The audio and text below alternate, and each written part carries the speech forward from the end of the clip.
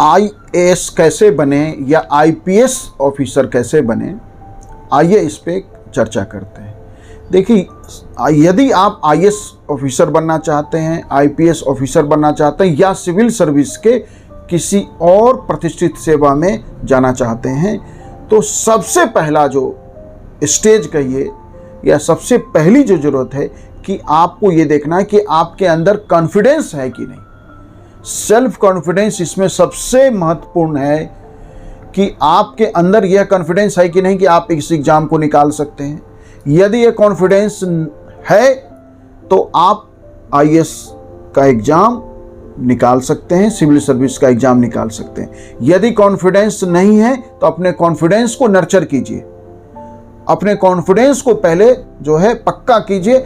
बिना पक्के कॉन्फिडेंस का इस एग्ज़ाम में सफलता लगभग संभव नहीं है, या कहिए लगभग असंभव है। अब यदि कॉन्फिडेंस आप अपने अंदर डेवलप कर लेते हैं, अपने अंदर वो कॉन्फिडेंस फील करते हैं, तो आप तैयारी शुरू करें। अब तैयारी में जो पहली स्टेज, जो फर्स्ट स्टेज है आपके लिए होगा, सबसे पहले सिविल सर्विस के सिलेबस का स्टडी कीजिए और सिलेबस को उतनी बार स्टडी कीजिए कि आपके सिलेबस टिप्स पे होना चाहिए कि पेपर 1 जीएस का या पेपर 2 या पेपर 3 या पेपर 4 में कौन सा टॉपिक है, उस टॉपिक के सब टॉपिक कौन से हैं, एकदम क्लियर कट आपके जो है दिमाग में होना चाहिए, क्लियर कट आपको पता होना चाहिए।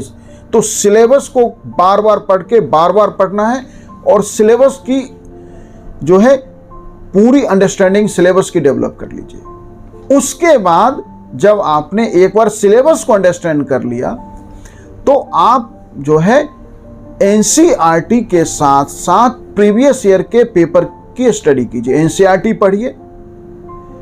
एनसीईआरटी में मेनली ह्यूमैनिटीज की एनसीईआरटी पढ़नी है, हिस्ट्री, ज्योग्राफी, सिविक्स के, सोशल इशूज के एनसीईआरटीज पढ़ने हैं। एनसीईआरटी के दौरान जो एक्सरसाइज, हर एनसीईआरटी के चैप्टर में एक्सरसाइज दिया है, वह जरूर करना है। जब आप एक्सरसाइज कर रहे हैं तो उस समय आप चैप्टर नहीं पढ़ेंगे। और फिर जो है हर दिन आप प्रीवियस ईयर के पेपर की स्टडी करेंगे। प्रीलिम्स में पूछे गए क्वेश्चन की और मेंस में पूछे गए क्वेश्चन की। अब जो है जब आप ये बेसिक्स तैयार कर लेते हैं, इसी दौरान या तो आप किसी मेंटर या कोच के निगरानी में कर सकते हैं। यदि किसी मेंटर और कोच की निगरानी में आप ये करते हैं तो आपका जो समय सीमा 1-2 साल का होगा वो काफ़ी रिड्यूस हो जाएगा तैयार करने का, क्योंकि कोच और मेंटर की इसमें बहुत बड़ी भूमिका होगी।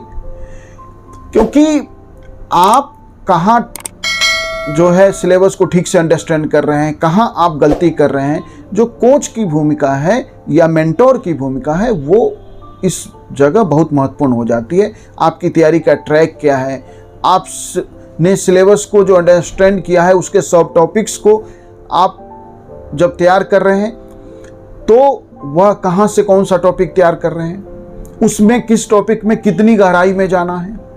तो कोच और मेंटोर के बिना मुझे लगता है कि ये तैयारी असंभव तो कुछ भी नहीं होता है, लेकिन मुश्किल है और कई सालों की समय सीमा होगी। यदि आपका और वो कोच और मेंटोर जो है वो एटलीस्ट सिविल सर्विस का मेंस एग्जाम पास किया हुआ होना चाहिए, तभी वो आपको प्रीलिम्स के लेवल पे भी तैयार कर सकता है, मेंस के लेवल पे भी आपको तैयार कर सकता है। क्योंकि आंसर राइटिंग को तैयार करना या आंसर राइटिंग की इसमें महत्वपूर्ण भूमिका है।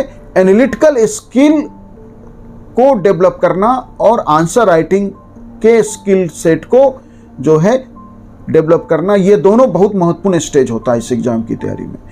अब एनालिटिकल स्किल को डेवलप करने के लिए जो है यहाँ पे आपको कोच की आवश्यकता होगी। वो ये जरूरी नहीं है कोच कोचिंग इंस्टीट्यूट का ही हो, वो घर में कोई सिविल सर्वेंट है, कोई ऐसा है आपका क्लोज में जिसने हाल फिलहाल पिछले कुछ वर्षों में सिविल सर्विस के मेंस एग्जाम को क्वालिफाई किया है, वो भी आपका कोच हो सकता है, वो भी आपका मेंटोर हो सकता है। क्योंकि एनालिटिकल स्किल को डेवलप करने में उसकी भूमिका होगी ही होगी। आंसर राइटिंग तो संभव ही नहीं हो पाता सामान्यतः कि कोच या मेंटोर के बिना, वो उस कोच और मेंटोर के बिना जिसने आईएएस के मेंस एग्जाम को में क्वालिफाई किया है या क्वालिफाई नहीं किया है तो बहुत अच्छे नंबर के साथ जो है उसे मेंस में अच्छे नंबर मिले, कुछ नंबर से वो मेंस क्वालिफाई करने से रह गया। राइटिंग स्केल इसमें बहुत निर्णायक भूमिका निभाएगी, क्योंकि आप समझिए कि नॉलेज का रोल 60% और 40% उसका प्रेजेंटेशन राइटिंग, कि आप लिख कैसे रहें। और राइटिंग आर्ट होता है और आर्ट कंटिन्यूअस प्रैक्टिस से डेवलप होता है। और पर्सनालिटी का रोल, कि इंटरव्यू स्टेज भी आपको जाना है तो पर्सनालिटी भी आपकी साथ साथ आप वैसे नॉलेज के साथ, कॉन्फिडेंस के साथ, राइटिंग स्किल के साथ जैसे जैसे आप तैयार होंगे, आपका खुद पर्सनालिटी जो है इवॉल्व होता रहता है। लेकिन फिर भी वहाँ भी आपको कोच और मेंटोर की ज़रूरत पड़ेगी। तो आईएएस कैसे बने हमने यह समझा, इस पे एक डिटेल और वीडियो हम बाद में आपसे शेयर करेंगे। Thank you.